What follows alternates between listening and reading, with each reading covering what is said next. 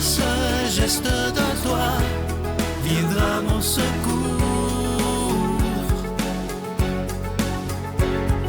Viens semer dans mon âme le grain de l'amour. Je traverse un désert et je meurs de soif.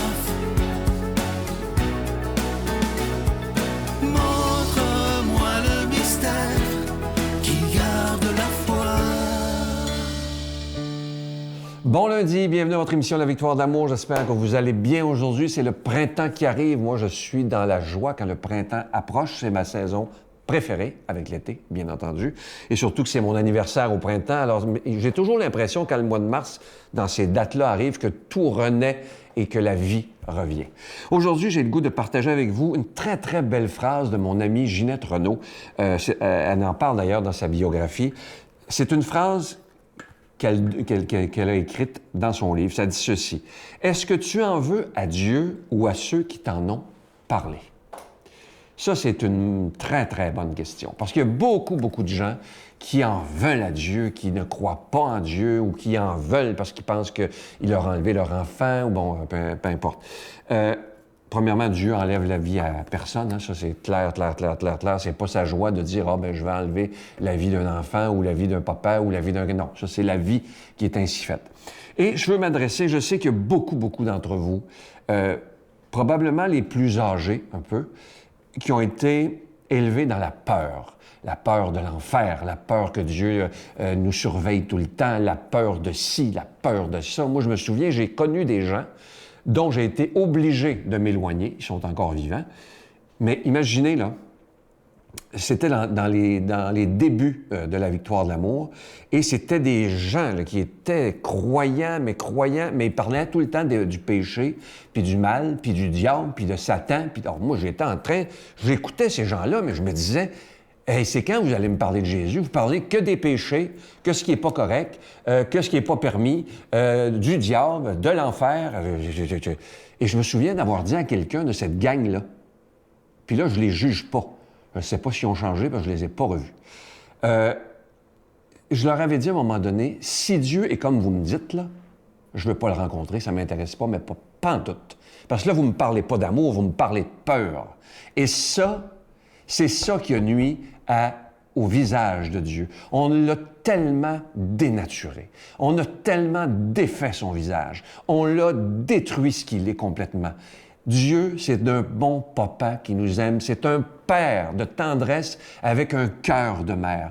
Tout ce qu'il veut, Dieu, c'est notre bonheur. Il veut qu'on soit heureux. Et c'est pas lui qui est toujours là en train de nous dire « Tu peux pas faire ça, tu peux pas faire ça, tu peux pas... » Non.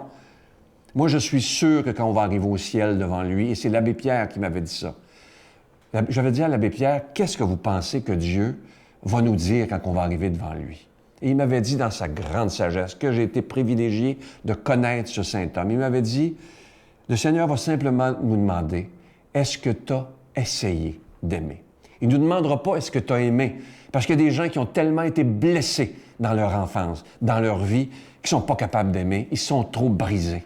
Mais il va nous demander, au moins, as-tu essayé d'aimer?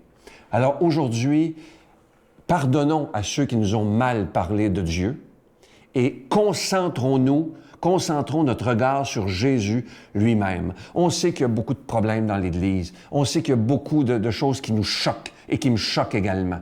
Mais je vous le dis depuis 28 ans, on ne sera jamais déçu de Jésus lui-même. Moi, oui, je vois plein de choses dans l'Église qui se passent, mais ça ne change pas ma foi parce que je crois. Mon roc, c'est Jésus de Nazareth.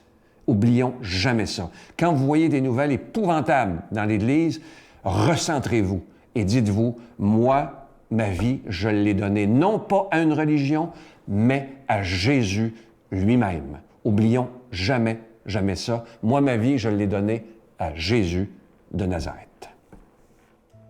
Notre Père qui es aux cieux, que ton nom soit sanctifié, que ton règne vienne, que ta volonté soit faite sur la terre comme au ciel. Donne-nous aujourd'hui notre pain de ce jour. Pardonne-nous nos offenses, comme nous pardonnons aussi à ceux qui nous ont offensés. Et ne nous laisse pas entrer en tentation, mais délivre-nous du mal, car c'est à toi qu'appartiennent le règne, la puissance et la gloire pour les siècles des siècles. Amen. Mon Père, je m'abandonne à toi. Fais de moi ce qu'il te plaira. Quoi que tu fasses de moi, je te remercie. Je suis prête à tout, j'accepte tout, pourvu que ta volonté se fasse en moi, en toutes les créatures. Je ne désire rien d'autre, mon Dieu. Je remets mon âme entre tes mains. Je te la donne, mon Dieu, avec tout l'amour de mon cœur, parce que je t'aime. Et que ce m'est un besoin d'amour de me donner, de me remettre entre tes mains, sans mesure, avec une infinie confiance, car tu es mon Père. Encore une fois, vous le savez, nous sommes en plein carême et comme à chaque année, depuis très longtemps déjà, la Victoire de l'amour vous propose, vous suggère de donner un don, mais sans rien attendre en retour, en disant au Seigneur, « Seigneur, je te donne ce don-là afin que ta parole soit annoncée. » Je sais qu'on nous parle d'inflation, de récession et tout ça, mais moi, je suis convaincu que tous ensemble, comme une grande famille depuis 28 ans, nous allons pouvoir passer à travers cette tempête et continuer d'annoncer la parole de Dieu sur l'ensemble du réseau TVA et sur Internet également. Je vous donne l'adresse postale en vous disant merci de tout cœur de votre don spécial du Carême 2023. La Victoire de l'amour, case postale 120, succursale Boucherville à Boucherville, le J4B 5E6, je vous la redonne. La Victoire de l'amour, case postale 120, succursale Boucherville à Boucherville, le J4B 5E6. Également par téléphone, par carte de crédit du lundi au vendredi de 8h30 à 16h30 dans le 514-523-4433, 523-4433 ou sans frais le 1-888-811-9291, 1-888-811-9291 et aussi sur notre site Internet. Vous savez que c'est une façon très rapide, sécuritaire et efficace de faire votre don, le www.lavictoiredelamour.org.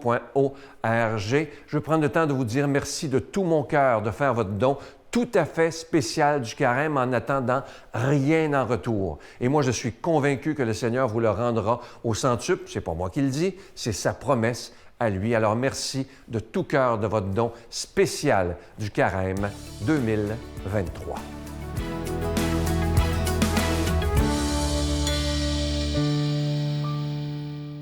Aujourd'hui, la parole de Dieu est proclamée par quelqu'un qu'on apprécie beaucoup, l'abbé Donald Thompson.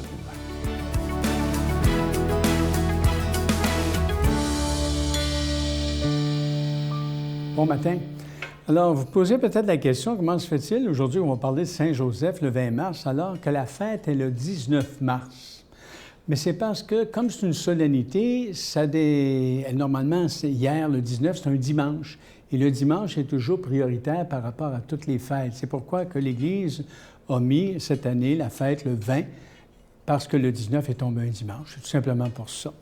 Alors, donc, on a le fête de Saint-Joseph. Hein? Vous savez que Saint-Joseph, c'est le patron principal du Canada. Hein? Patron principal du Canada. Alors, dans l'Évangile, chapitre 2, versets 41-51a, chaque année, les parents de Jésus se rendaient à Jérusalem pour la fête de la Pâque. Quand il eut 12 ans, ils montèrent en pèlerinage suivant la coutume. À la fin de cette fête, comme il s'en retournait, le jeune Jésus resta à Jérusalem, à l'insu de ses parents. Pendant qu'il était dans le convoi des pèlerins, ils firent une journée de chemin avant de le chercher parmi les parents et connaissances. Ne le trouvant pas, ils retournèrent à Jérusalem et continuant à le chercher. C'est au bout de 3 jours qu'ils le trouvèrent dans le temple, assis au milieu des docteurs de la loi. Il les écoutait et leur posait des questions. Et tous ceux qui l'entendaient s'extasiaient sur son intelligence et sur ses réponses. En le voyant, ses parents furent frappés d'étonnement et sa mère lui dit « Mon enfant, pourquoi nous as-tu fait cela? Vois comme ton père et moi, nous avons souffert en te cherchant. » Il leur dit « Comment se fait-il que vous m'avez cherché? Ne saviez-vous pas qu'il me faut être chez mon père? » Mais ils ne comprirent pas ce qu'il leur disait. Il descendit vers eux pour se rendre à Nazareth et il leur était soumis. Belle page, en toute simple. Vous savez, il y a des êtres humains qui peuvent nous inspirer. Je pense que Joseph est quelqu'un qui nous inspirer, nous faire envisager notre avenir et celui de notre société avec espoir et confiance. C'est comme croyant, quand on répond oui, comme croyante et croyant, en effet, celui que nous fêtons aujourd'hui, Joseph est un homme du peuple, un homme de cette race. Hein? par de multiples aspects et dans l'environnement où il se trouve, Joseph nous ressemble d'une certaine manière. C'est pourquoi, dans l'inquiétude où nous pouvons nous trouver face à l'avenir de notre société, de notre Église, on se tourne vers Joseph, qui est si cher au cœur de Dieu et si proche de nous tous et toutes. Joseph est quelqu'un qui a connu le désarroi, l'inquiétude face à ce qui lui arrivait.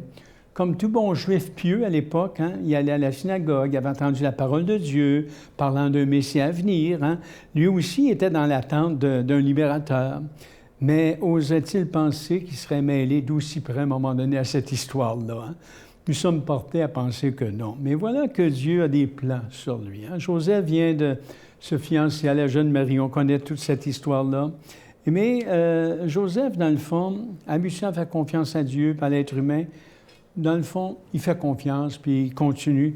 Mais parce qu'il est attentif à la présence de Dieu et qu'il est ouvert à son influence, Dieu lui révèle que tout cela est dans l'ordre.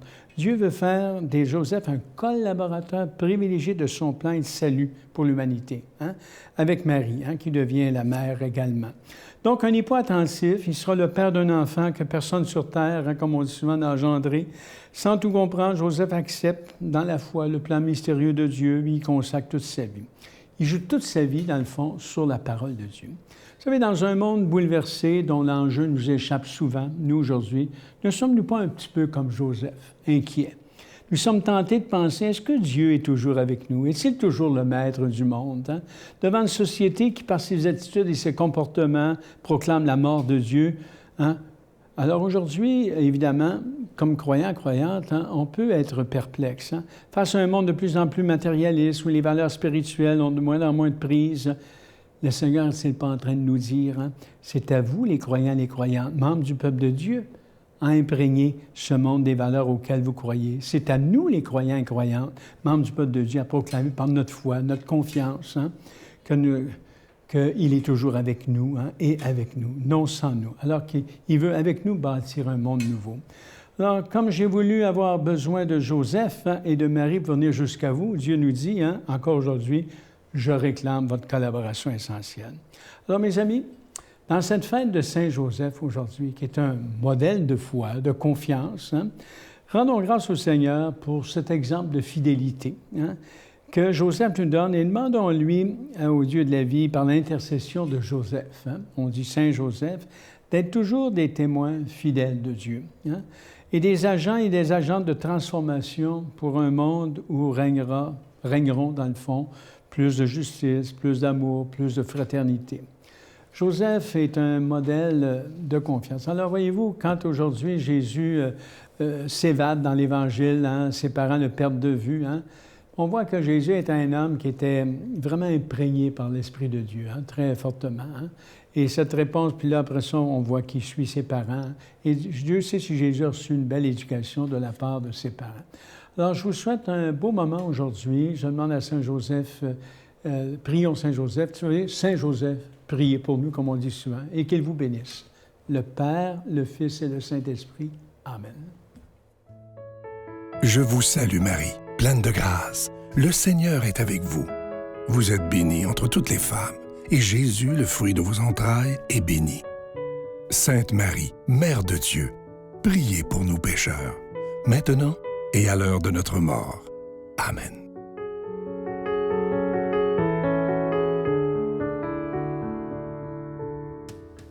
Il me reste que le temps de vous souhaiter une très, très belle journée. Et n'oubliez pas, je voudrais m'adresser à ceux qui ont peut-être entendu mal parler de Dieu.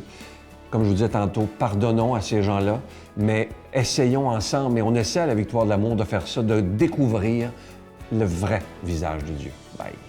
Mais regarde comment on vit dans une abondance incroyable, mais mais j'ai pas ceci, mais c'est pas assez, et j'ai pas ceci, et j'ai pas cela. Hey, c'est beau ce que tu portes. Non, c'est un vieux vêtement. Un jour à vivre et je voudrais remercier mon père et ma mère pour m'avoir élevé, m'avoir appris à bâtir, à aimer. Ma famille qui me chauffe le cœur